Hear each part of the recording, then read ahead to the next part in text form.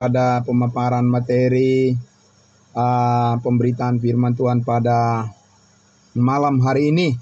Ya, malam hari. Ya, puji Tuhan. Mari kita berdoa.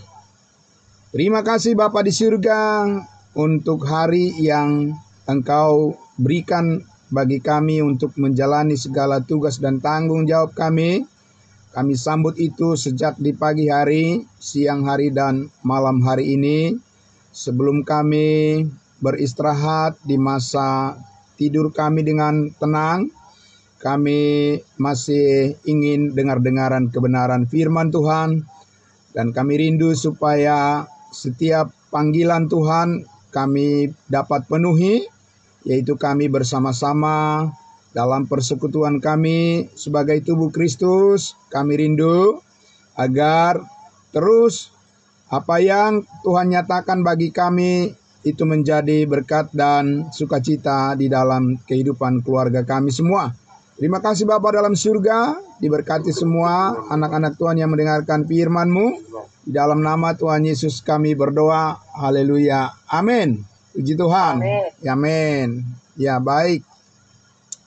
Saudaraku yang dikasihi Tuhan Yesus, pada malam hari ini, sebagaimana saya sudah membagikan kepada kita semuanya, sudah kita tahu kita akan membahas satu topik yang ini sangat penting untuk orang-orang percaya, ya, untuk orang-orang kudusnya Tuhan, supaya kita mempunyai satu ketetapan pendirian di dalam pengharapan yang sudah kita miliki.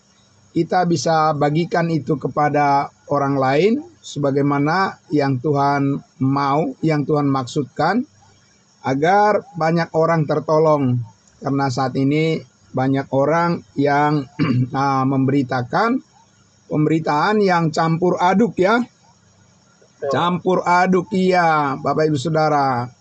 Tentunya kita memahami firman Tuhan itu, Allah memilah-milah, ya, Allah menjalankan kehendaknya, merencanakannya sesuai dengan programnya Tuhan, ya, di waktu yang berbeda, dengan orang-orang yang berbeda. Tuhan mengadakan perjanjian, ya, dan juga dengan maksud yang berbeda-beda juga, ya. Tuhan menyampaikan agar orang-orang yang diminta merespon sesuai dengan apa yang Tuhan katakan, yang Tuhan inginkan. Jadi tidak mungkin bisa kita campur adukkan semuanya dalam proses di mana Tuhan berfirman kepada orang yang berbeda, ya, di waktu yang berbeda dengan maksud yang berbeda, sehingga kita perlu mengetahui di mana posisi kita di dalam perjalanan iman yang Tuhan kehendaki saat ini bagi kita menurut firman yang sudah dituliskannya di dalam Alkitab. Amin. Jadi supaya kita jangan terombang-ambing, ya, kita tidak menjadi orang yang ragu-ragu, ya. Kita harus menjadi orang-orang percaya yang siap untuk menyampaikan kebenaran kepada orang-orang yang saat ini banyak ragu tentang akhir zaman, gitu, ya. Jadi kalau sudah bicara tentang akhir zaman, ya banyak orang yang senang untuk bicara tentang akhir zaman dan mereka tidak segan-segan untuk menyampaikan, mengajarkan apa yang mereka anggap bahwa itu menolong orang-orang lain, tetapi justru sebenarnya, ya, apa yang disampaikan itu banyak mengkelirukan, ya, mengkelirukan iman orang-orang yang mendengar, sehingga banyak orang yang bukan bertambah yakin dengan kepastian keselamatan hidup yang kekal, tetapi mereka jadi ragu-ragu, begitu, ya. Karena di situ banyak hal yang disampaikan, ya, tentang akhir zaman, ya, secara campur aduk, tidak bisa membedakan dengan zaman akhir, ya. Jadi kita harus membedakan, Bapak Ibu Saudara, di dalam Alkitab itu masih ada perbedaan antara akhir zaman dengan zaman akhir. Ya, karena Tuhan berbicara ya di berbagai zaman.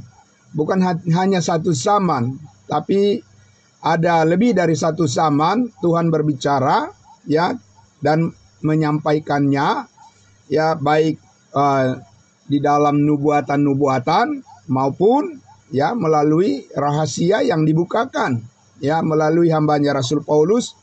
Ya ada kata-kata akhir zaman tapi berbeda, bahkan yang dipahami oleh Petrus tentang akhir zaman dengan yang dipahami oleh Rasul Paulus yang disampaikan oleh Tuhan Yesus tentunya kepada masing-masing rasul itu adalah dalam rencana Tuhan yang berbeda. Jadi kita harus bisa mengerti Bapak Ibu Saudaraku dengan baik ya, supaya di mana sekarang posisi pelayanan kita, ya di mana sekarang posisi pengharapan kita, dan bagaimana kita saat ini menghargai ya menyambut ya rencana Tuhan ya saat ini di zaman kasih karunia, di mana Tuhan bekerja saat ini melalui tubuh Kristus, tubuhnya yang telah dinyatakan kepada kita melalui firman kebenaran, melalui Injil kasih karunia-Nya. Sehingga saat ini kita Bapak Ibu Saudaraku ya penting memahami ya rencana Allah ini agar kita bisa memberitakan dengan sebaik-baiknya kepada semua orang ya. Nah, saudara-saudaraku yang dikasihi Tuhan Yesus, jadi topik kita pada malam hari ini, di mana kita ya saat penghakiman yang akan datang apabila itu sudah tiba Bapak Ibu Saudara. Apakah itu pasti terjadi? Pasti Bapak Ibu Saudara. Ya, Alkitab menyatakan bahwa penghakiman itu akan terjadi, akan dilaksanakan oleh Tuhan, dan Yesus mengatakan bahwa segala sesuatu telah diserahkan kepada anak manusia untuk menghakimi, kepada Yesus Kristus sebagai hakim. Dan dialah yang akan menghakimi ya semua manusia dengan keadilan yang sempurna ya, dengan seadil-adilnya ya, tanpa salah Bapak Ibu Saudaraku. Nah, saudaraku yang dikasihi Tuhan Yesus, nah karena itu saya mengajak kita untuk melihat sekali lagi agar jangan pemahaman itu jangan campur aduk.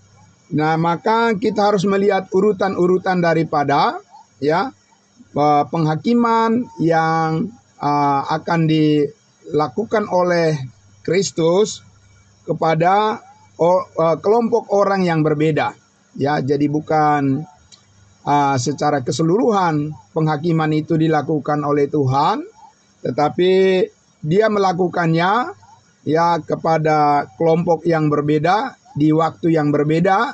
Maka dengan demikian kita harus ya memahami di mana nanti tempat kita dan waktu di mana kita akan berhadapan dengan Tuhan Yesus, sehingga kita juga mengerti bagaimana menyambut kedatangan Tuhan ya dengan sukacita dan damai sejahteranya. Nah, Bapak Ibu Saudaraku yang dikasihi Tuhan Yesus, mari kita lihat dulu bagian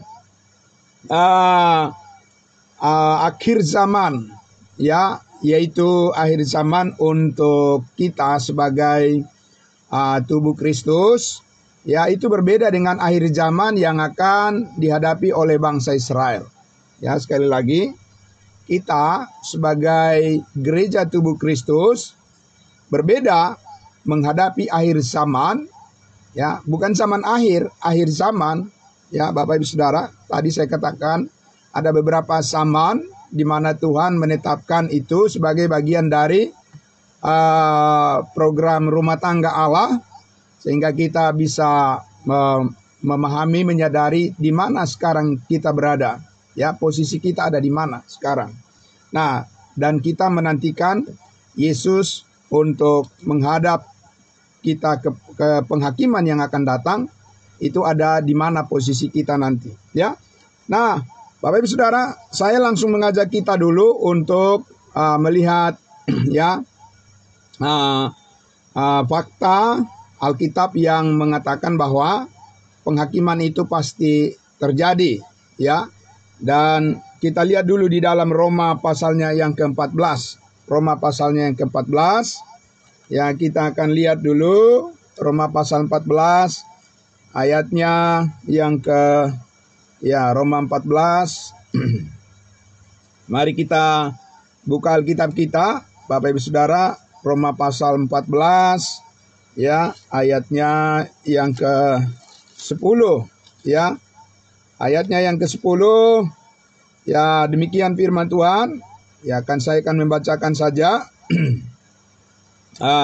Saya baca dari ayatnya yang ke-7 saja. Mulai dari ayat 7 ya. Roma pasal 14 mulai dari ayat 7. Tapi nanti fokus kita adalah di ayatnya yang ke-10. Ya, ayat 7. Sebab tidak ada seorang pun di antara kita yang hidup untuk dirinya sendiri, dan tidak ada seorang pun yang mati untuk dirinya sendiri. 8. Sebab jika kita hidup untuk Tuhan, dan jika kita mati untuk Tuhan. Jadi baik hidup atau mati, kita adalah milik Tuhan. Kita, ya. Jadi kita perhatikan di situ. Kita siapa, Bapak Ibu Saudara? Sebentar akan kita lihat, ya. Apakah kita semua orang maksudnya di sini? Tidak, Bapak Ibu Saudara. Jadi Paulus berbicara ya tentang segmen kelompok orang yang secara khusus ya, yang disebutkan di sini adalah kita. Nah, kita lihat dulu ayatnya yang ke-9. Sebab untuk itulah Kristus telah mati dan hidup kembali, supaya ia menjadi Tuhan baik atas orang-orang mati maupun atas orang-orang hidup. Ayat 10. Tetapi mengapakah engkau menghakimi saudaramu? Atau mengapakah engkau menghina saudaramu? Sebab kita semua harus menghadap tahta pengadilan Allah. Ya, yang sebetulnya lebih tepatnya adalah kita akan menghadap kursi pengadilan Kristus, ya. Jadi KPK, kursi pengadilan Kristus, yaitu penghakiman yang akan datang bagi kita. Tapi siapa kita? Bukan semua orang, Bapak Ibu Saudara. Ya, kita di sini berbicara secara khusus kepada siapa? Ya, saya akan membacakan, tentunya itu akan ditemukan di awal. Ya, kitab Roma ini ditulis di pasal 1. Paulus katakan di ayatnya yang ke-7. Ya, di ayatnya yang ke-7 dikatakan, kepada kamu sekalian, ya ayat 1 dulu, dari Paulus, hamba Kristus Yesus, yang dipanggil menjadi rasul dan dikuduskan untuk memberitakan Injil Allah. Ayat 7, kepada kamu sekalian yang tinggal di Roma, yang dikasihi Allah, yang dipanggil dan dijadikan orang-orang kudus. Amin.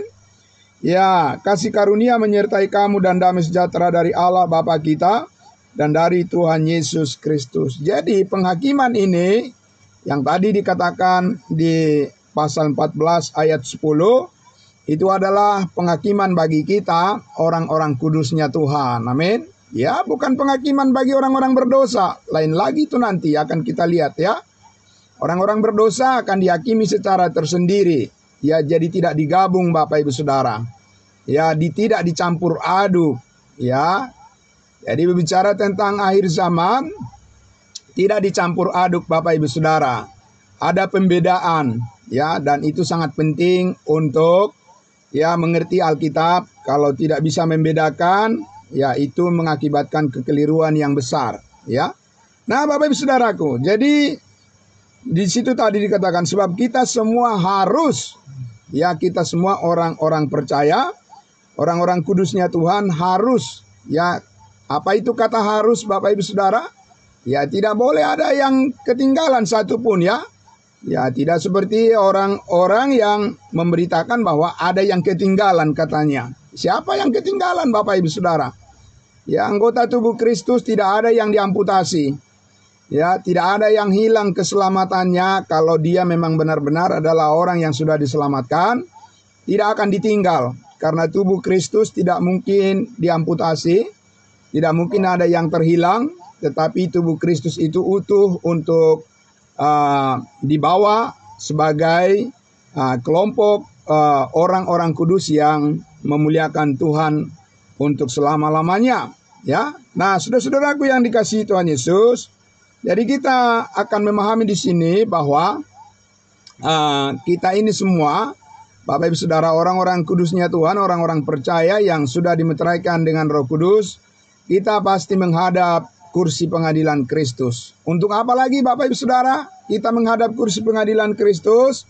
Karena kita harus mempertanggungjawabkan apa yang kita perbuat. Ya, dalam hubungan dengan apa perbuatan kita?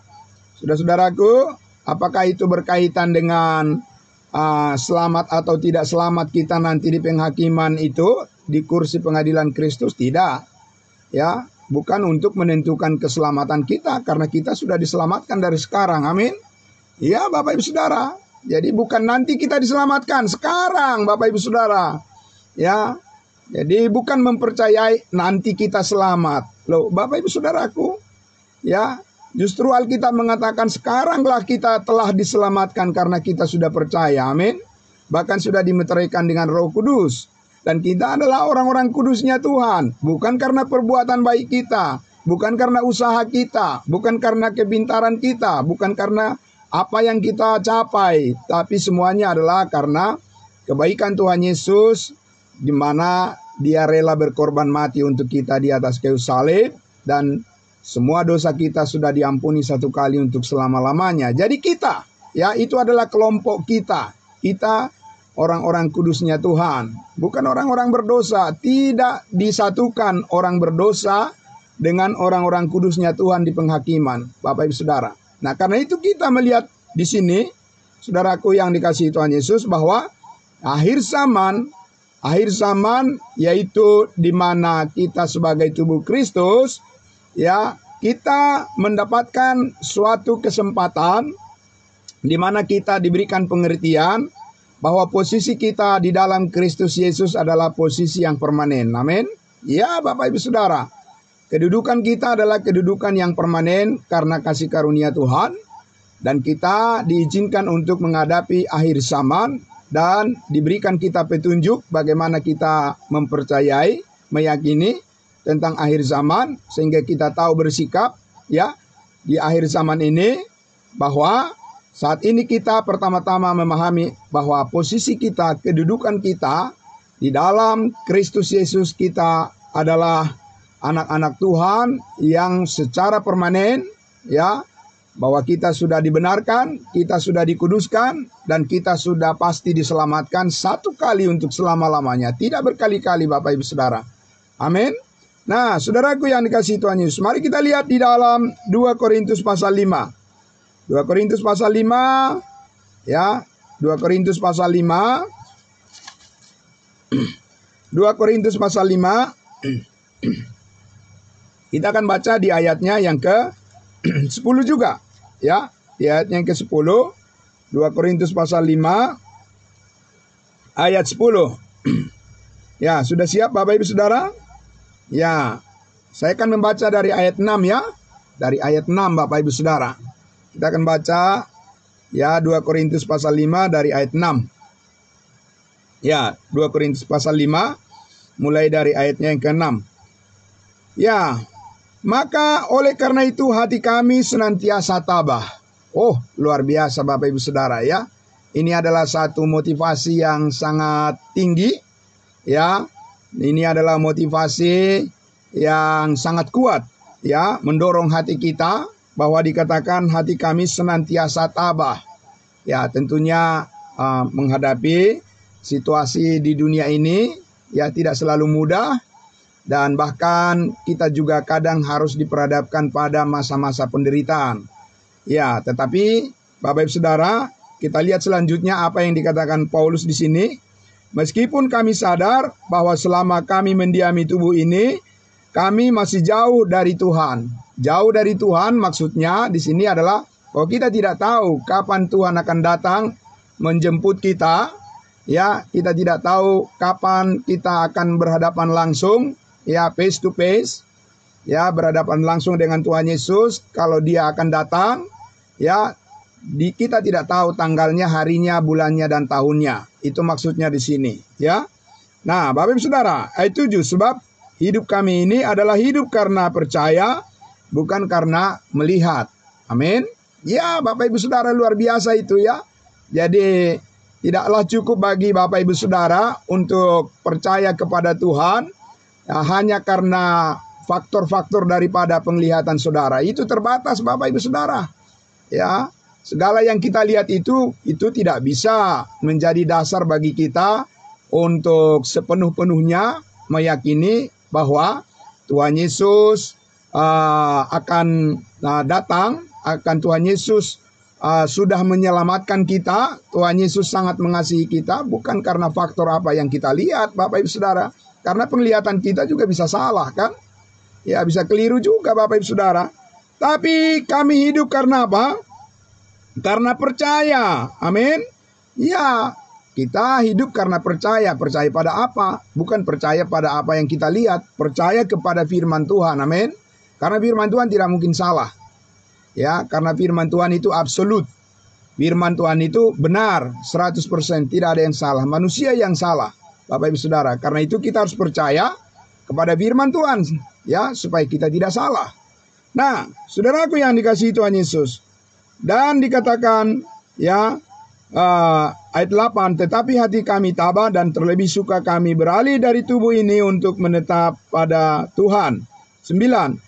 Sebab itu juga kami berusaha, baik kami diam di dalam tubuh ini, maupun kami diam di luarnya, supaya kami berkenan kepadanya, kepada Allah. Jadi Bapak Ibu Saudara, orang-orang yang sudah diselamatkan seperti kita-kita ini, itu bukan berarti menjadi lalai di dalam tanggung jawab hidup ini. Amin. Tidak, Bapak Ibu Saudara. Kita adalah orang-orang yang sudah diselamatkan dan bertanggung jawab bagaimana kita mengarahkan ya hidup kita sesuai dengan pimpinan Tuhan. Amin. Kenapa? Bapak Ibu Saudara, kenapa kita sebagai orang yang sudah pasti diselamatkan, kita tidak akan sembarangan memperlakukan hidup kita, Bapak Ibu Saudara? Ya, karena di ayat 10 jawabannya. Sebab kita semua harus menghadap tahta pengadilan Kristus, supaya setiap orang memperoleh apa yang patut diterimanya, sesuai dengan yang dilakukannya dalam hidupnya ini, baik ataupun jahat. Saudaraku yang dikasihi Tuhan Yesus, kembali lagi kata kita di sini bukan berbicara pada semua orang secara universal, tidak. Paulus tidak menulis surat 2 Korintus ini kepada semua orang secara universal, tidak. Dari mana kita tahu, Bapak Ibu Saudara? Mari kita lihat di pasal 1, ya. Jadi kita harus membiarkan Alkitab itu berbicara, ya, sebagaimana yang dikatakan oleh firman Tuhan itu sendiri. Jadi bukan kita yang berusaha untuk ya membenarkan logika atau pengertian kita sendiri, tetapi kita lihat, kita baca Alkitab itu, Bapak Ibu Saudara. Di dalam 2 Korintus pasal 1 dikatakan, ya, 2 Korintus pasal 1 jelas di situ dikatakan, dari Paulus yang oleh kehendak Allah menjadi rasul Kristus Yesus, dan dari Timotius saudara kita kepada jemaat Allah di Korintus, dengan semua orang kudus di seluruh Akaya. Jadi jelas Bapak Ibu Saudara, ini adalah segmen orang kelompok tertentu yang disebut orang-orang kudus, orang-orang yang percaya kepada Yesus Kristus. Maka mereka itulah yang dimaksudkan oleh Rasul Paulus tadi, bahwa kita semua akan menghadap kursi pengadilan Kristus, ya, supaya kita menerima apa yang patut kita terima. Dikatakan di situ tadi, ya, supaya kita memperoleh apa yang patut kita terima sesuai dengan apa yang kita lakukan dalam hidup ini, baik ataupun jahat. Apakah Bapak Ibu Saudara ini berbicara tentang keselamatan kita? Tidak, Bapak Ibu Saudara. Paulus tidak meragukan keselamatan jemaat Korintus ini, tapi dia mendorong supaya kita berhati-hati di dalam setiap tindakan kehidupan perbuatan kita, karena ada suatu peristiwa nanti di mana kita bertemu dengan Tuhan Yesus, itu sudah pasti. Amin. Bapak Ibu Saudara, itu sudah pasti, dijamin 100% karena kasih karunia Tuhan, kita pasti bertemu dengan Tuhan Yesus. Untuk apa? Untuk dihukum? Tidak, Bapak Ibu Saudara. Ya, tapi kita untuk menerima hidup yang kekal bersama-sama dengan Kristus Yesus, tetapi berkaitan dengan apa yang kita lakukan sesudah kita diselamatkan. Ya, sesudah kita diselamatkan, Bapak Ibu Saudara. Kelompok orang-orang percaya yang sudah mempercayai Yesus Kristus, karyanya di Bukit Kalvari yang sudah menebus dan mengampuni segala dosa kita, itu disatukan yang disebut sebagai tubuh Kristus. Nah, tubuh Kristus ini, Bapak Ibu Saudaraku, kita semua orang percaya ya akan berhadapan dengan Kristus suatu saat nanti, dan kita akan menerima apa yang kita kerjakan, yang kita perbuat, dan itu berkaitan dengan upah atau berkaitan dengan pahala atau berkaitan dengan mahkota yang akan kita terima, dan bukan lagi berkaitan dengan keselamatan, Bapak Ibu Saudara. Kita sudah pasti diselamatkan. Amin. Ya, Bapak Ibu Saudara, hari ini masih banyak orang yang ragu tentang keselamatan, kepastian keselamatan, Bapak Ibu Saudaraku ya. Saudara dan saya harus menyampaikan kepada mereka bahwa tentang keselamatan hidup yang kekal kita sudah dijamin karena kita percaya, bukan karena usaha kita, bukan karena perbuatan kita, Bapak Ibu Saudara. Tidak ada orang yang bisa diselamatkan karena perbuatan-perbuatannya. Tidak ada satu orang pun. Alkitab yang mengatakannya. Tetapi karena kasih karunia Tuhan melalui pengorbanan Yesus Kristus yang sudah menyelesaikan segala dosa, pengampunan atas segala kesalahan kita, maka Tuhan mengaruniakan ya keselamatan hidup yang kekal kepada setiap orang yang percaya, dan tidak ada keraguan untuk itu sedikit pun. Amin. Tetapi berkaitan dengan ya bagaimana kita nanti, Bapak Ibu Saudara, di hadapan tahta pengadilan Kristus, kursi pengadilan Kristus, maka kita akan lihat di dalam, mari kita lihat di dalam 1 Korintus pasal 3, 1 Korintus pasal 3. Saudara-saudaraku, di sini dirinci oleh Rasul Paulus ya bagaimana secara khusus orang-orang kudusnya Tuhan, orang-orang percaya, ya mereka akan berhadapan dengan Kristus untuk mengalami suatu kenyataan, suatu saat nanti sesudah berjumpa dengan Yesus Kristus. Inilah yang akan terjadi, inilah yang akan tersingkap, inilah yang akan terungkap di hadapan kita, Bapak Ibu Saudara. 1 Korintus pasal 3, ayatnya yang saya baca ayatnya yang ke-10, mulai dari ayat 10, ya. Dan ini juga berbicara tentang akhir zaman, ya. Bukan zaman akhir, sekali lagi, akhir zaman berbeda dengan zaman akhir, Bapak Ibu Saudara. Jadi kita harus tahu posisi kita di mana sekarang, bukan berada di posisi zaman akhir. Ya, karena sesudah akhir zaman di mana tubuh Kristus nanti akan diangkat bertemu dengan Tuhan Yesus, masih ada zaman yang berikutnya akan berlangsung di bumi ini, dan nanti akan kita lihat seperti apa itu, Bapak Ibu Saudara. Karena Tuhan akan berhadapan dengan umatnya Israel. Ya. Nah, mari kita lihat di 1 Korintus pasal 3. Ya, mulai dari ayat 10. Sesuai dengan kasih karunia Allah yang dianugerahkan kepadaku, aku sebagai seorang ahli bangunan yang cakap telah meletakkan dasar, dan orang lain membangun terus di atasnya. Orang lain ini maksudnya bukan semua orang. Paulus tidak berbicara kepada manusia secara universal, tidak, Bapak Ibu Saudara. Ya, orang-orang yang tidak percaya tidak dapat mengambil bagian di dalam kebenaran ini kecuali mereka sudah menerima Injil. Amin. Iya, Bapak Ibu Saudara. Jadi ini berbicara khusus kepada keluarga Allah. Ya, kepada orang-orang yang sudah diselamatkan, dan kita adalah ya orang-orang yang mendapat bagian dalam ya firman ini. Yaitu dikatakan bahwa kita terus membangun di atasnya, tetapi tiap-tiap orang ya harus memperhatikan bagaimana ia harus membangun di atasnya. Ya, karena tidak ada seorang pun yang dapat meletakkan dasar lain daripada dasar yang telah diletakkan, yaitu Yesus Kristus. Amin. Jadi saudara dan saya sudah ada di posisi yang tepat. Ya, tepatnya di mana? Tepatnya kita sudah berada di dalam Kristus. Amin. Dan berada di dalam Kristus itu adalah posisi kita di mana kita sudah dikuduskan oleh darah Kristus dan di situ kita berdiri. Dan darah Kristus yang sudah menyucikan kita dari segala dosa itu adalah jaminan yang kekal. Amin. Bapak Ibu Saudara, kita berdiri di atas dasar yang teguh, yaitu Yesus Kristus. Kita mempercayai apa yang dilakukannya di atas kayu salib sebagai dasar keselamatan kita. Tapi Bapak Ibu Saudara, kita diminta untuk membangun kehidupan kita di atas dasar yang sesuai dengan kehendak Kristus. Amin. Bukan yang sesuai dengan keinginan kita sendiri. Bapak Ibu Saudara, ya. Ya, Tuhan Yesus menyelamatkan kita bukan supaya kita berjalan menurut kehendak kita sendiri, tidak. Ya, Tuhan Yesus menyelamatkan kita supaya kita berjalan juga sesuai dengan apa yang Dia kehendaki dan bagaimana kita membangun ya kehidupan kita bersama-sama dengan Kristus yang memandu hidup kita.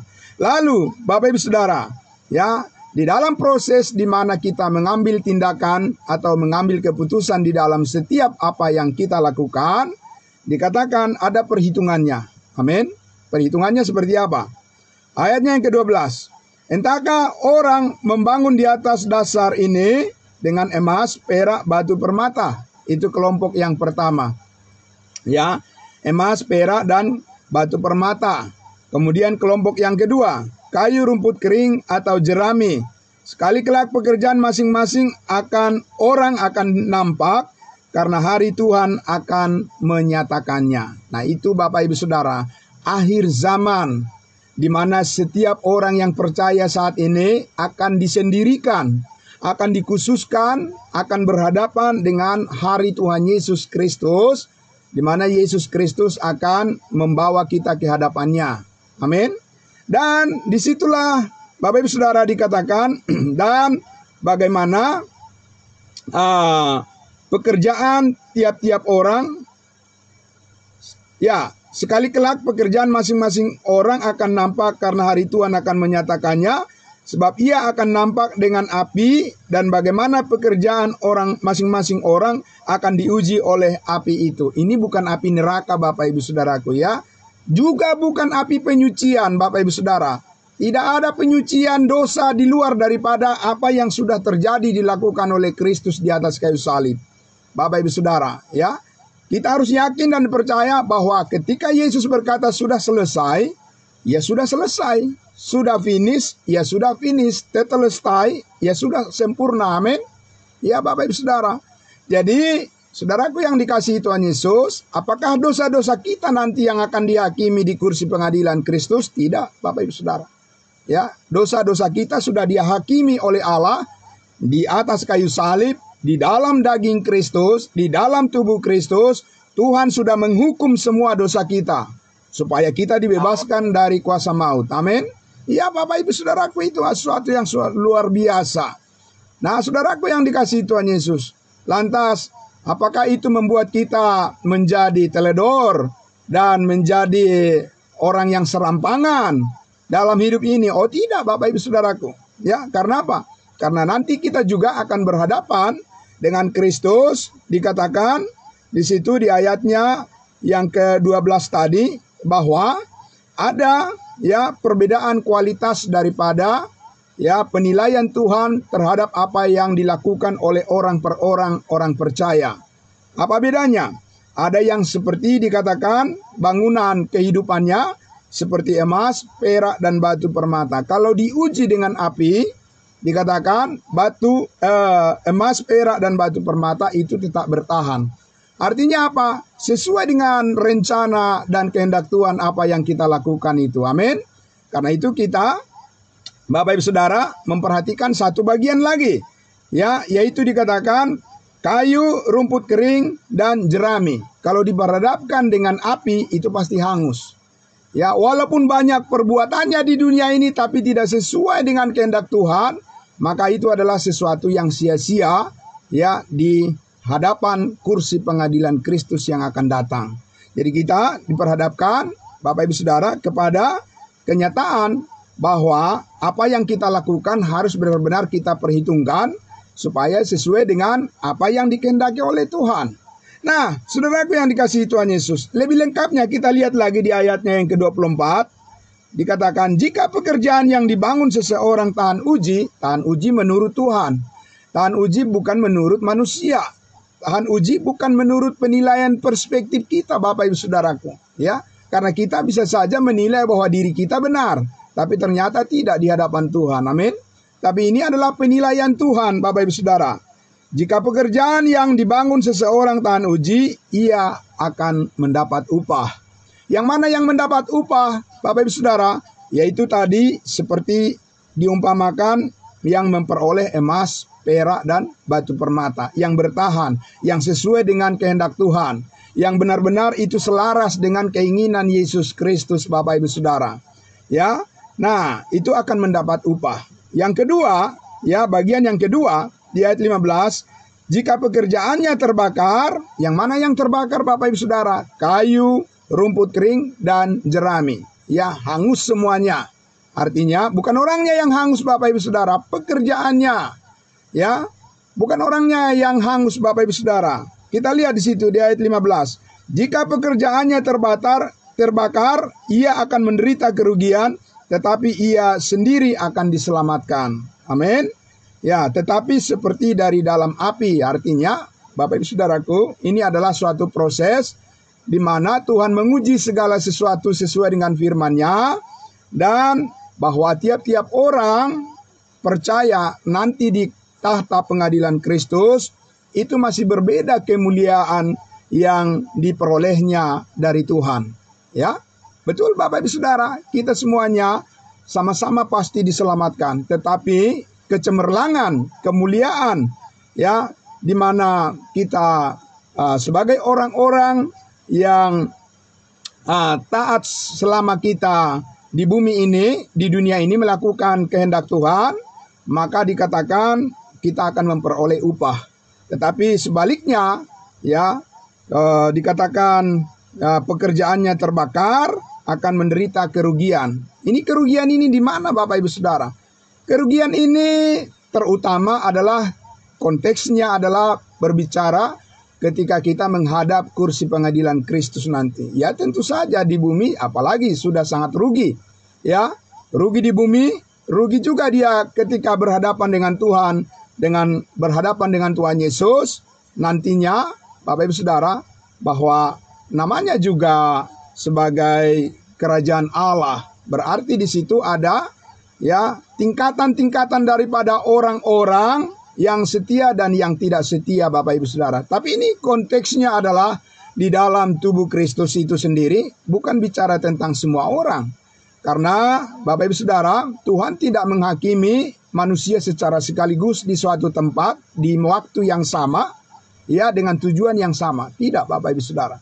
Jelas tujuan orang-orang percaya, orang-orang kudus dihakimi oleh Tuhan, bukanlah berbicara tentang keselamatan. Karena keselamatan kita sudah dijamin di dalam Yesus Kristus sejak kita masih ada di dunia ini. Amin. Tetapi berbicara tentang upah, berbicara tentang mahkota, ya seperti yang dikatakan oleh Paulus, Bapak Ibu Saudara, itu nanti sesudah kita bertemu dengan Tuhan Yesus, barulah akan menjadi nyata semuanya. Ya, Bapak Ibu Saudara, hanya Yesus yang akan menunjukkan sejelas-jelasnya, ya siapa di antara kita, ya siapa di antara orang percaya yang akan menerima mahkota, dan yang siapa yang tidak menerima mahkota. Tapi saat ini kita diberi kesempatan, ya sebagai orang-orang percaya, pengikut Kristus, untuk memperhadapkan seluruh apa yang kita kerjakan, kita lakukan seperti untuk Tuhan dan bukan untuk manusia. Karena kita tahu dari Tuhanlah kita akan menerima upah karena kita adalah hambanya dan Kristus adalah Tuhan kita. Bapak Ibu Saudaraku yang dikasihi Tuhan Yesus, jadi saudara-saudara yang dikasihi Tuhan Yesus, tadi sudah saya sampaikan bahwa kenapa Tuhan tidak akan menghakimi dosa-dosa kita di kursi pengadilan Kristus. Mari kita lihat di dalam Roma pasal 3. Bapak Ibu Saudara, kita lihat di dalam Roma pasal 3. Ya, inilah alasan mengapa saudara-saudara dan saya mempunyai suatu keyakinan yang penuh bahwa saat ini kasih karunia Tuhan benar-benar menjamin hidup kita di dalam kebenarannya, dan kita benar-benar sudah diterima sebagai anak-anak Tuhan, sebagai orang-orang kudusnya Tuhan, bahwa kita diberikan kasih karunia yang sempurna oleh karena ya darah Kristus yang sudah tertumpah di atas kayu salib. Mari kita dibaca di dalam Roma pasal 3. Saya mengajak kita Bapak Ibu Saudara, ya, kita akan membaca dari ayat 21, tapi fokus kita nanti terutama di ayatnya yang ke-24. Ya, Roma pasal 3. Ayatnya yang ke-21. Tetapi sekarang tanpa hukum Taurat, kebenaran Allah telah dinyatakan, seperti yang disaksikan dalam kitab Taurat dan kitab-kitab para nabi. Sekarang kebenaran Allah adalah tanpa hukum Taurat, bukan disertai dengan hukum Taurat, Bapak Ibu Saudara. Ya, kenapa? Karena hukum Taurat sudah diselesaikan oleh Tuhan Yesus di atas kayu salib. Ya, dan tidak ada orang yang mampu melakukannya kecuali satu orang manusia yang sempurna, yaitu Yesus Kristus.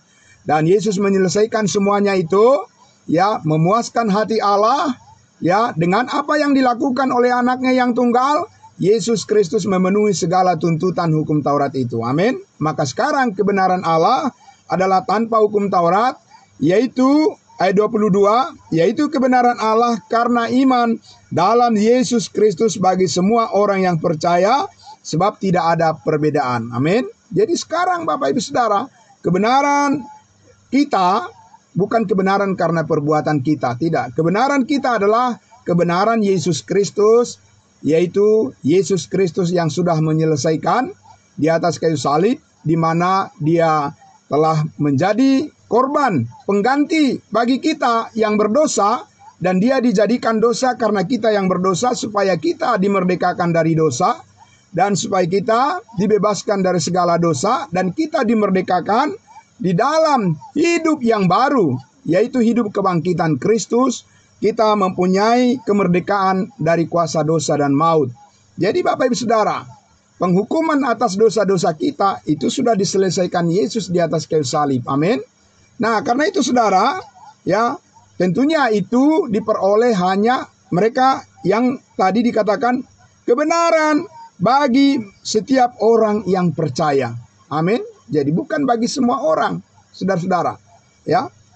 Nah, di ayatnya yang ke-23. Karena semua orang telah berbuat dosa dan telah kehilangan kemuliaan Allah.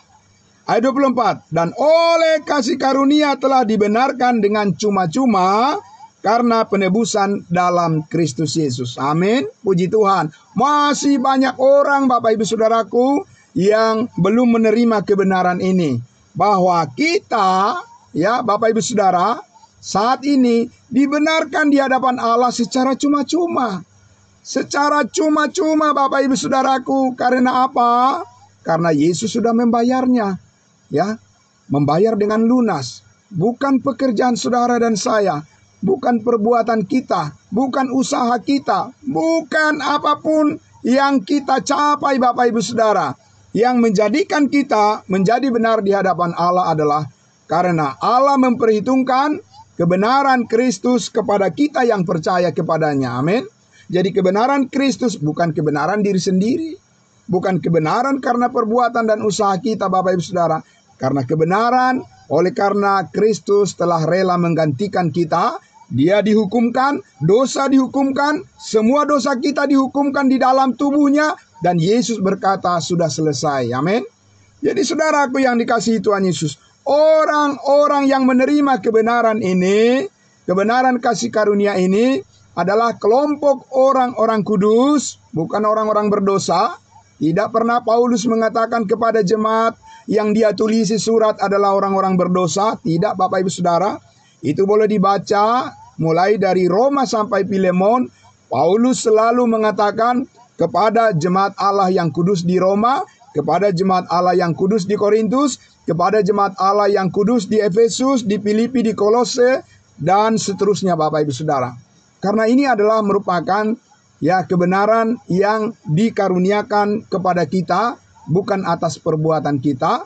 Sehingga kebenaran ini adalah kebenaran yang permanen, bahwa kita saat ini adalah anggota tubuh Kristus yang akan diperhadapkan suatu saat pada tahta pengadilan Kristus, kursi pengadilan Kristus, untuk memperoleh upah atau mahkota kebenaran. Saudara-saudara yang dikasihi Tuhan Yesus, maka saya akan mengajak kita untuk melihat kapan akhir zaman ini akan dipenuhi Bapak Ibu Saudara?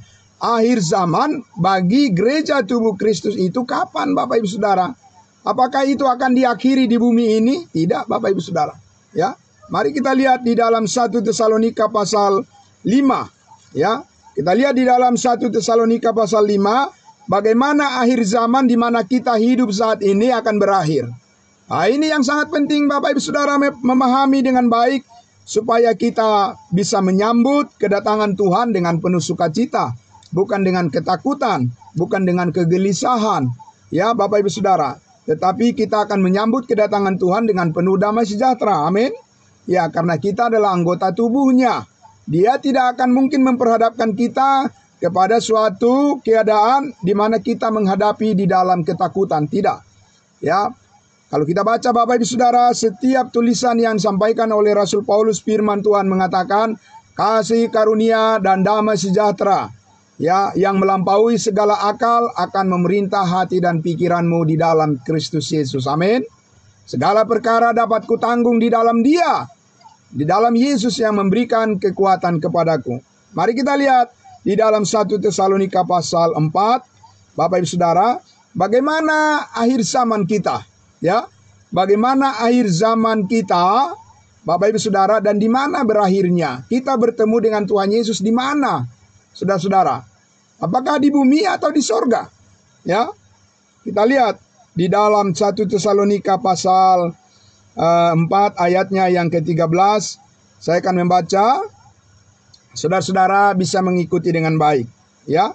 Dan saudara, baiknya adalah kita semuanya bisa membaca Alkitab kita supaya kita sendiri berinteraksi dengan firman Tuhan. Ya, 1 Tesalonika pasalnya yang keempat ayat 13 sampai ayatnya yang ke-18. Judulnya di situ adalah kedatangan Tuhan.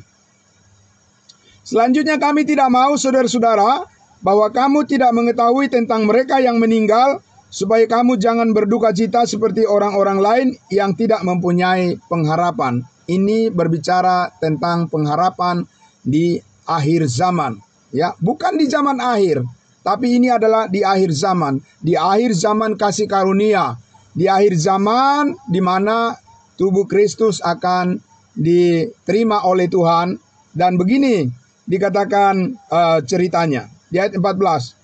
Karena jikalau kita percaya bahwa Yesus telah mati dan telah bangkit, maka kita percaya juga bahwa mereka yang telah meninggal dalam Yesus akan dikumpulkan Allah bersama-sama dengan Dia. Perhatikan di situ Bapak Ibu Saudara, secara khusus dikatakan jikalau kita percaya. Ini bukan berbicara kepada orang yang tidak percaya. Ini bukan berbicara kepada orang secara keseluruhan di dunia ini. Tidak Bapak Ibu Saudara. Ini adalah berbicara secara khusus kepada orang-orang yang percaya dan yang telah menerima keselamatan hidup yang kekal di dalam Kristus Yesus yang sudah dimeteraikan dengan Roh Kudus.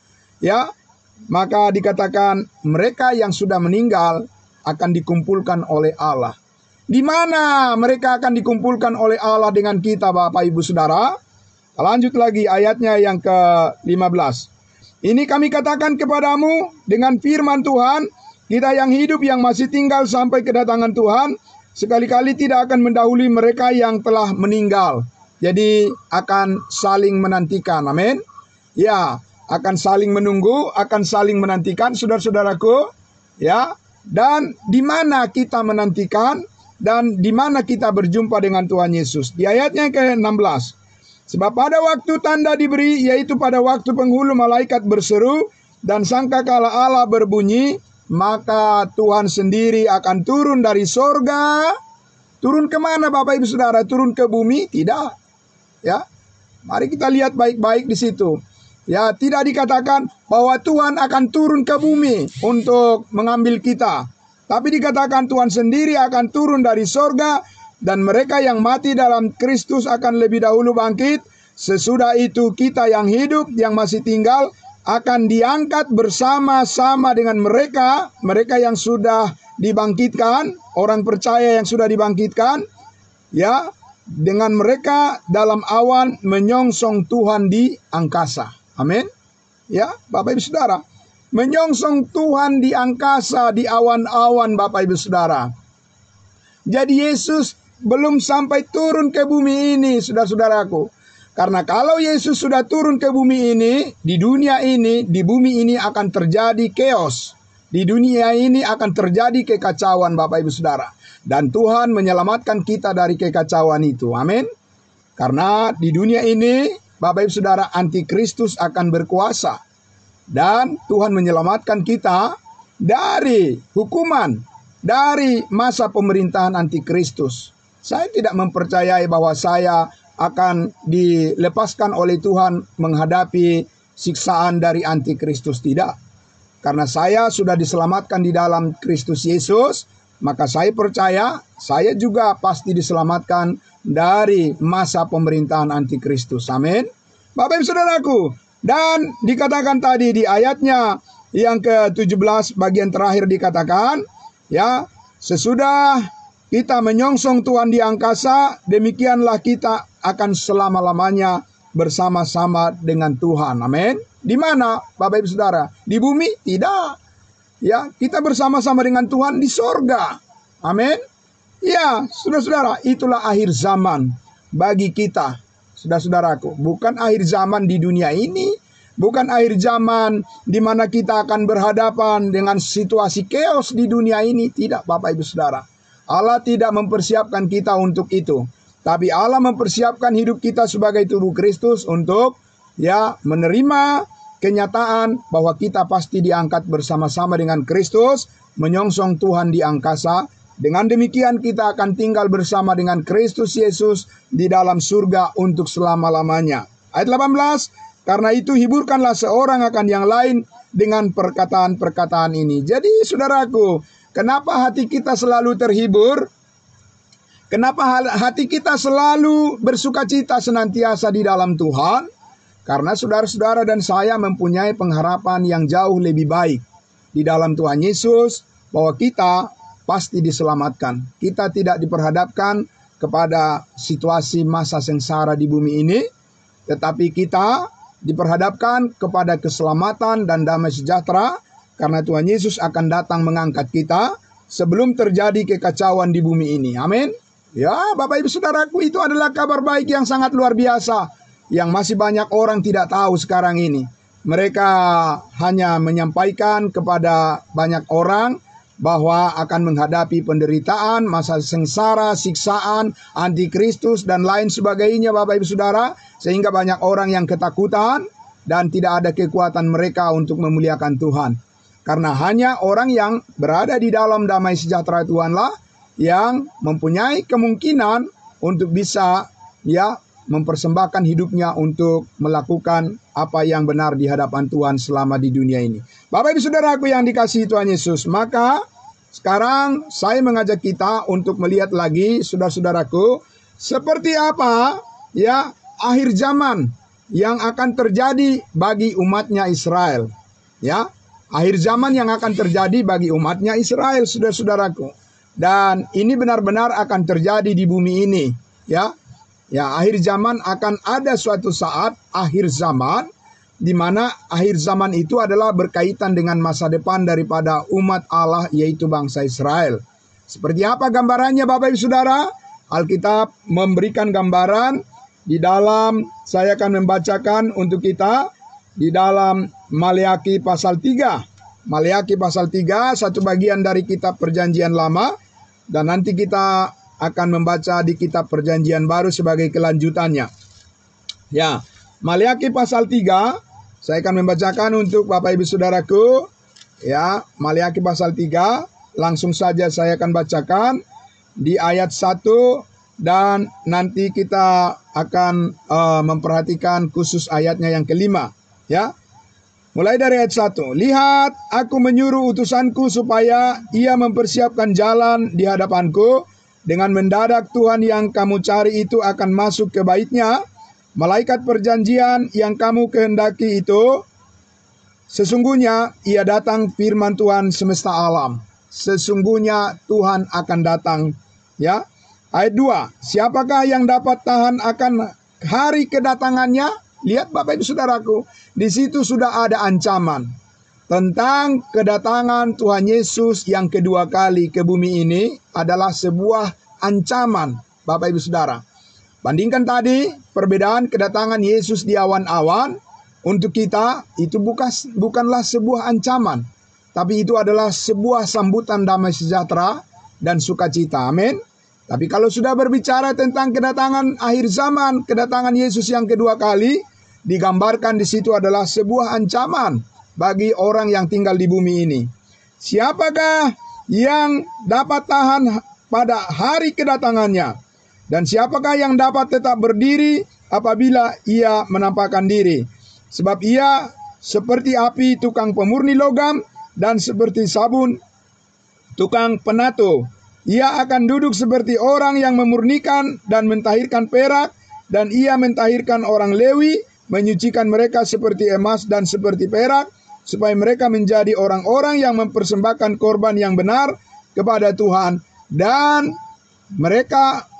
persembahan Yehuda dan Yerusalem akan menyenangkan hati Tuhan, seperti pada hari-hari dahulu kala dan seperti tahun-tahun yang sudah-sudah. Kepada siapa ya Maliaki berbicara, Bapak Ibu Saudara? Kepada kita? Tidak, Bapak Ibu Saudara.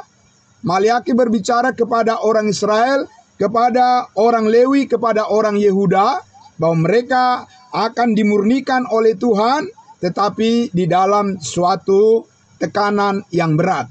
Bapak Ibu Saudara, di dalam suatu tekanan penderitaan yang berat, ya, sebagai bentuk daripada hukuman dari Tuhan kepada bangsa Israel karena mereka sudah menyalibkan Mesias.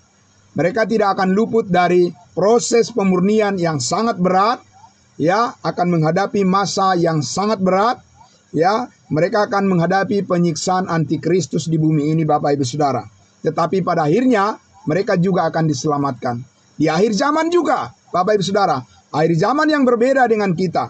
Ayat 5, aku akan mendekati kamu untuk menghakimi dan akan segera menjadi saksi terhadap tukang-tukang sihir, orang-orang yang berzina, dan orang-orang yang bersumpah dusta, dan terhadap orang-orang yang menindas orang upahan, janda dan anak yatim piatu, dan yang mendesak ke samping orang-orang asing dengan tidak takut kepadaku, firman Tuhan semesta alam. Tuhan akan datang menghakimi bangsa Israel. Bukan kita yang menghakimi mereka. Kita tidak berhak untuk menghakimi sesama manusia. Amin. Hanya Tuhan Yesus yang berhak menghakimi manusia, termasuk kepada umatnya Israel.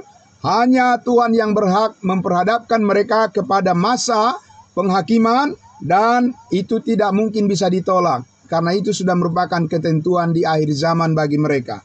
Kita lihat Bapak Ibu Saudara di kitab Perjanjian Baru di Matius pasal 25. Mari kita lihat di Matius pasal 25 bagaimana Yesus menggambarkan pemurnian daripada orang Israel ketika mereka diperhadapkan pada penghakiman yang terakhir. Ya, Bapak Ibu Saudara, pada penghakiman yang terakhir di akhir zaman yang berkaitan dengan pemulihan umatnya Israel. Di dalam Matius pasal 25, saya akan membacakan mulai dari ayatnya yang ke-31. Judul perikop di dalam Alkitab berbahasa Indonesia di situ dikatakan penghakiman yang terakhir. Penghakiman yang terakhir bagi siapa? Ya, bukan penghakiman yang terakhir bagi semua orang, Bapak Ibu Saudara. Nanti akan saya beritahu kepada Bapak Ibu Saudara di mana penghakiman terakhir bagi semua orang di muka bumi ini yang disebut dengan hari kiamat. Nanti akan saya beritahu kepada Bapak Ibu Saudara. Tapi ini adalah penghakiman terakhir kepada umatnya Israel. Ya, umat Tuhan, bangsa pilihan, yaitu bangsa Israel. Ayat 31. Apabila anak manusia datang dalam kemuliaannya dan semua malaikat bersama-sama dengan dia, maka ia akan bersemayam di atas tahta kemuliaannya. Di mana? Di bumi ini. Di Yerusalem baru, Bapak Ibu Saudara. Ya, di Yerusalem maksud saya. Ya, di Yerusalem. Kita lihat ayat 32. Lalu semua bangsa akan dikumpulkan di hadapannya, dan ia akan memisahkan mereka seperti daripada seorang, memisahkan mereka seorang daripada seorang, sama seperti gembala memisahkan domba dari kambing. Ya, saudara-saudara, ini di mana Tuhan memisahkan antara domba dan kambing. Apa ini di awan-awan? Tidak, Bapak Ibu Saudara. Ini di bumi ini, Saudara. Ya, Yesus sudah hadir di sini, di bumi ini pada saat peristiwa ini terjadi. Ya, di ayat 33. Dan ia akan menempatkan domba-domba di sebelah kanannya dan kambing-kambing di sebelah kirinya. Domba-domba adalah orang-orang Israel yang percaya kepadanya, dan kambing-kambing adalah mereka yang tidak percaya kepada Yesus Kristus. Dan mereka akan dihakimi dan dipisahkan. Ya, dan akan terjadi di situ kesedihan yang sangat mendalam, Bapak Ibu Saudara. Dan di ayat 34 dikatakan, dan raja itu akan berkata kepada mereka yang di sebelah kanannya, mari hai kamu yang diberkati oleh Bapakku, terimalah kerajaan yang telah disediakan bagimu sejak dunia dijadikan. Bukan sebelum dunia dijadikan, sejak dunia dijadikan. Ya, Allah berbicara bahwa sebelum dunia dijadikan, saudara dan saya, orang-orang yang percaya di akhir zaman kasih karunia ini telah dipilih sebelum dunia dijadikan di dalam Kristus Yesus. Tapi bangsa Israel dipilih sesudah dunia dijadikan. Ya. Nah, saudaraku yang dikasihi Tuhan Yesus. Dan di ayat 35 dikatakan, sebab ketika aku lapar, kamu memberi aku makan, ketika aku haus, kamu memberi aku minum, ketika aku seorang asing, kamu memberi aku tumpangan, ketika aku telanjang, kamu memberi aku pakaian, ketika aku sakit, kamu melawat aku, ketika aku di dalam penjara, kamu mengunjungi aku. Maka orang-orang benar itu akan menjawab dia, katanya, Tuhan, bila manakah kami melihat engkau lapar dan kami memberi engkau makan, atau haus dan kami memberi engkau minum? Bila manakah kami melihat engkau sebagai orang asing dan kami memberi engkau tumpangan, atau telanjang dan kami memberi engkau pakaian? Bila manakah kami melihat engkau sakit atau dalam penjara dan kami mengunjungi engkau? Dan raja itu akan menjawab mereka, apabila aku berkata kepadamu, sesungguhnya segala sesuatu yang kamu lakukan untuk salah seorang dari saudaraku yang paling hina ini, kamu telah melakukannya untuk aku. Siapa yang dimaksudkan oleh Yesus saudaranya di dalam konteks firman di dalam Matius pasal 25 ini? Kepada siapa Yesus berbicara? Kepada orang Israel, Bapak Ibu Saudara. Di mana orang Israel akan menghadapi masa sengsara yang besar di bumi ini, dan antikristus akan mendera hidup mereka, dan mereka akan diperlakukan secara sangat kejam oleh antikristus, Bapak Ibu Saudara. Tetapi orang-orang Israel yang bertahan sampai pada kesudahannya, mereka akan diselamatkan karena mereka tidak menyangkal Yesus Kristus sebagai Mesias. Ya, orang-orang yang menyangkal Yesus Kristus akan menerima meterai 666. Ya, 666 yang dikatakan di kitab Wahyu sebagai tanda meterai daripada antikristus yang dikenakan kepada semua miliknya yang menolak Yesus Kristus, yaitu kambing-kambing yang disebutkan tadi. Tetapi domba-domba yang menderita, yaitu orang-orang Israel yang bertahan sampai pada kesudahannya, ya, mereka akan diselamatkan dan mereka akan masuk ke dalam kerajaan sorga di bumi. Bapak Ibu Saudaraku yang dikasihi Tuhan Yesus, maka saudaraku, kita lihat di sini ya, bahwa apa yang disampaikan oleh Tuhan Yesus di akhir zaman, ya, di akhir zaman di mana dia akan menghakimi umatnya Israel, dan kita akan melihat ya bagaimana skenario daripada penyelamatan Tuhan kepada umatnya Israel yang disampaikan oleh Rasul Paulus di dalam Roma pasalnya yang ke-11. Ya, kita lihat Paulus berbicara tentang skenario daripada penyelamatan bangsa Israel di masa yang akan datang ketika akhir zaman sudah tiba pada mereka. Ya, di Roma pasal 11 ayatnya yang ke-25 kita akan membaca, dikatakan demikian firman Tuhan. Judul perikop di situ dikatakan, ya, di dalam Alkitab berbahasa Indonesia, judul perikopnya adalah apa, Bapak Ibu Saudara? Penyelamatan Israel. Amin. Ya, saudaraku, penyelamatan bangsa Israel, orang Israel. Seperti ini skenarionya dikatakan Bapak Ibu Saudara. Di ayat 25. Sebab saudara-saudara, supaya kamu jangan menganggap dirimu pandai, aku mau agar kamu mengetahui rahasia ini. Ini adalah sebuah rahasia yang dinyatakan kepada kita saat ini tentang masa depan daripada umat Israel. Sebagian dari Israel telah menjadi tegar sampai jumlah yang penuh dari bangsa-bangsa lain telah masuk sekarang ini. Bapak Ibu Saudara, kalau jumlah yang penuh dari bangsa-bangsa lain, yaitu kita, Bapak Ibu Saudara, sudah selesai, artinya masa zaman akhir kasih karunia ini sudah selesai dan akan diakhiri oleh Tuhan. Bapak Ibu Saudara, dikatakan dengan demikian, ayatnya yang ke-26, dengan jalan demikian seluruh Israel akan diselamatkan. Seperti ada tertulis, dari Sion akan datang penebus, ia akan menyingkirkan segala kefasikan daripada Yakub. Ayat 27, dan inilah perjanjianku dengan mereka, dengan Israel, apabila aku menghapuskan dosa-dosa mereka. Amin.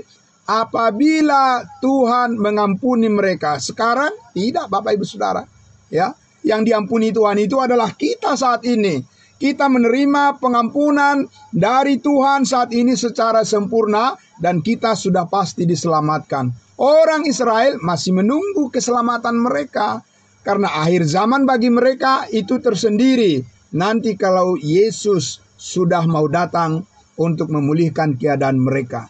Bapak Ibu Saudaraku yang dikasihi Tuhan Yesus, karena itulah dikatakan bahwa sesudah Yesus memurnikan bangsa Israel melalui masa sengsara di bawah pemerintahan antikristus, Tuhan akan membela mereka kembali. Amin. Tuhan akan memulihkan mereka kembali. Tuhan Yesus akan datang ke bumi ini seperti yang Dia janjikan ketika Yesus naik ke surga di Kisah Para Rasul 1. Murid-murid bertanya kepadanya dulu, ya 2000 tahun yang lalu, Tuhan, maukah engkau memulihkan kerajaan bagi bangsa Israel? Tapi Yesus berkata, aku akan datang kembali. Seperti yang kamu lihat saat ini, aku akan datang kembali untuk memulihkan kerajaan sorga di bumi ini bagi umatnya Israel. Saudara-saudaraku yang dikasihi Tuhan Yesus, sesudah semuanya itu terjadi, saudara-saudara, maka kita akan melihat di dalam Alkitab ada suatu penghakiman yang terakhir yang disebut dengan zaman akhir. Ya, bukan akhir zaman lagi, tapi zaman akhir. Di mana itu adalah final dari perjalanan sejarah kehidupan manusia. Kalau bisa disebut, kita pinjam istilah, itu adalah hari kiamat. Di mana dikatakan itu Bapak Ibu Saudara? Mari kita lihat di dalam Wahyu, kitab Wahyu pasal 20. Ya, Saudara. Ya, di kitab Wahyu pasalnya yang kita lihat di ayatnya. Ya. Kita lihat di Wahyu pasal 20 ayatnya yang ke-11. Ya, saya baca dulu dari ayat 7 ya. Ya, tapi fokus kita nanti adalah ayat 11 sampai ayatnya yang ke-15. Saya baca dari ayat 7 ya. Saudaraku yang dikasihi Tuhan Yesus, disinilah zaman akhir dan tidak ada lagi zaman di bumi ini sesudah peristiwa ini, Bapak Ibu Saudaraku, yang ada adalah kekekalan, ya, baik di bumi maupun di surga. Tapi ini adalah zaman akhir yang terakhir, ya, bagi manusia yang masih hidup di bumi ini dan akan diakhiri pada peristiwa ini. Ya, di ayatnya yang ke-7, di situ judul perikopnya dalam Alkitab berbahasa Indonesia adalah iblis dihukum. Ya, iblis dihukum. Ya, saat ini iblis belum dihukum, dia masih gentayangan untuk menyesatkan banyak orang. Tetapi bagi kita yang percaya, yang setia kepada Tuhan Yesus, iblis tidak akan mampu menyesatkan kita lagi. Ya, ayat 7. Dan setelah masa 1000 tahun itu berakhir, iblis akan dilepaskan dari penjaranya. Karena masa 1000 tahun itu kerajaan milenium, itu adalah masa pemulihan, di mana orang Israel akan menjadi imamat yang rajani, menjadi saluran berkat bagi bangsa-bangsa di bumi. Dan sesudah itu berakhir, ayat 8, dikatakan, dan ia akan pergi, iblis dilepaskan sedikit waktu lagi untuk menyesatkan bangsa-bangsa pada keempat penjuru bumi, yaitu Gog dan Magog, dan mengumpulkan mereka untuk berperang, dan jumlah mereka sama dengan banyaknya pasir di tepi laut. Saudara-saudaraku, karena ternyata selama 1000 tahun masa milenium pemerintahan Kristus di bumi ini, ya, banyak juga orang-orang yang terpaksa dan pura-pura taat kepada Kristus, dan itu terbukti ketika Tuhan melepaskan iblis dari penjara, dari maut, ya, dari alam maut, dan semua orang yang tidak percaya bergabung lagi dengan iblis, dan disitulah membuktikan bahwa mereka tidak sungguh-sungguh percaya kepada Yesus Kristus. Ayatnya yang ke-9, maka naiklah mereka ke seluruh dataran bumi, lalu mengepung perkemahan tentara orang-orang kudus dan kota yang dikasihi itu. Tetapi dari langit turunlah api menghanguskan mereka, dan iblis yang menyesatkan mereka dilemparkan ke dalam lautan api dan belerang, yaitu tempat binatang dan nabi palsu itu, dan mereka disiksa siang dan malam sampai selama-lamanya. It is the end, ya, Bapak Ibu Saudara. Itulah akhir daripada perjalanan karirnya iblis, dan berakhir di lautan api neraka. Bagaimana dengan orang-orang pada saat itu, Bapak Ibu Saudara? Ayat 11. Ya, di situ judul perikopnya hukuman yang terakhir. Lalu aku melihat suatu tahta putih yang besar, dan dia, ya, Yesus yang duduk di atasnya. Dari hadapannya lenyaplah bumi dan langit, dan tidak ditemukan lagi tempatnya.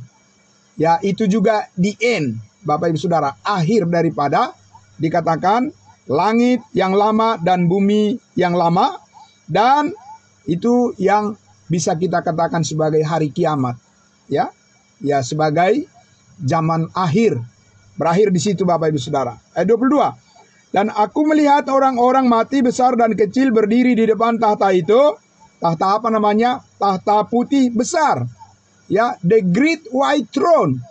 Kalau yang tadi tahta kursi pengadilan Kristus, itu adalah the judgment seat of Christ. Ya, itu adalah untuk kita sebagai tubuh Kristus. Ya, tapi di sini untuk orang-orang di seluruh bumi, Bapak Ibu Saudara, orang-orang yang tidak percaya, ada tempatnya tersendiri yang disebut dengan, ya, tahta putih besar, ya, the great white throne. Ayat 20. Dan aku melihat orang-orang mati besar dan kecil berdiri di depan tahta itu. Lalu dibuka semua kitab, dan dibuka juga sebuah kitab lain, yaitu kitab kehidupan. Dan orang-orang mati dihakimi menurut perbuatan mereka, berdasarkan apa yang tertulis di dalam kitab-kitab itu. Jadi semua perbuatan orang yang tidak percaya dicatat juga oleh Tuhan, oleh malaikat-malaikat. Supaya apa? Supaya nanti akan dibuktikan di penghakiman yang terakhir, apakah benar mereka bisa layak diselamatkan karena perbuatan-perbuatan mereka? Ternyata tidak, Bapak Ibu Saudara. Ya, mereka tidak diselamatkan karena perbuatan-perbuatan mereka. Dari mana kita tahu? Kita lihat, Bapak Ibu Saudara, ayat 13-nya. Maka laut menyerahkan orang-orang mati yang ada di dalamnya, dan maut dan kerajaan maut menyerahkan orang-orang mati yang ada di dalamnya, dan mereka dihakimi masing-masing menurut perbuatannya. Ya, Bapak Ibu Saudara, ada yang selamat dari perbuatannya ini? Adakah orang-orang yang diselamatkan karena mengandalkan perbuatan-perbuatannya, Bapak Ibu Saudara? Kita lihat ayatnya yang ke-14. Lalu maut dan kerajaan maut itu dilemparkan ke dalam lautan api. Itulah kematian yang kedua, lautan api. Dan setiap orang yang tidak ditemukan namanya tertulis di dalam kitab kehidupan itu, ia dilemparkan ke dalam lautan api itu. It is the end. Itu adalah akhir dari semuanya, Bapak Ibu Saudara. Hari kiamat. Ya, saudaraku yang dikasihi Tuhan Yesus, kalau begitu, saudara-saudaraku, ya, kita sekarang memahami bahwa saat ini kita ada di akhir zaman kasih karunia, di mana Tuhan memberikan kepada semua orang penawaran keselamatan secara cuma-cuma sebelum diakhiri zaman, akhir zaman kasih karunia ini dengan pengangkatan di awan-awan. Bapak Ibu Saudara, ini adalah kesempatan untuk memberitakan kebaikan Tuhan kepada semua orang, bahwa saat ini, Bapak Ibu Saudara, setiap orang yang percaya pasti diselamatkan. Amin. Tapi suatu saat, Ya, cara yang terbaik ini juga akan diakhiri oleh Tuhan. Dan kembali lagi Tuhan akan berhadapan dan akan memperhadapkan ya manusia bersama-sama dengan umatnya Israel. Mereka akan menghadapi masa sengsara yang besar dan tidak semudah itu untuk menemukan Tuhan. Bapak Ibu Saudara, tidak semudah itu akan bertemu dengan Tuhan, tidak semudah yang sekarang ini ya manusia bertemu dengan Tuhan apabila masa kasih karunia ini berakhir. Dan banyak orang akan menyesal dan itu sudah terlambat ya Bapak Ibu Saudara.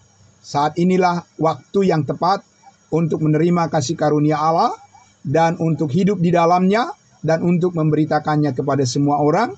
Karena kita tahu Tuhan menyediakan upah yang besar bagi setiap orang yang percaya, yang senantiasa konsisten di dalam pemberitaan kasih karunia Allah ini, menjadi berkat yang besar bagi semua orang yang percaya. Amin.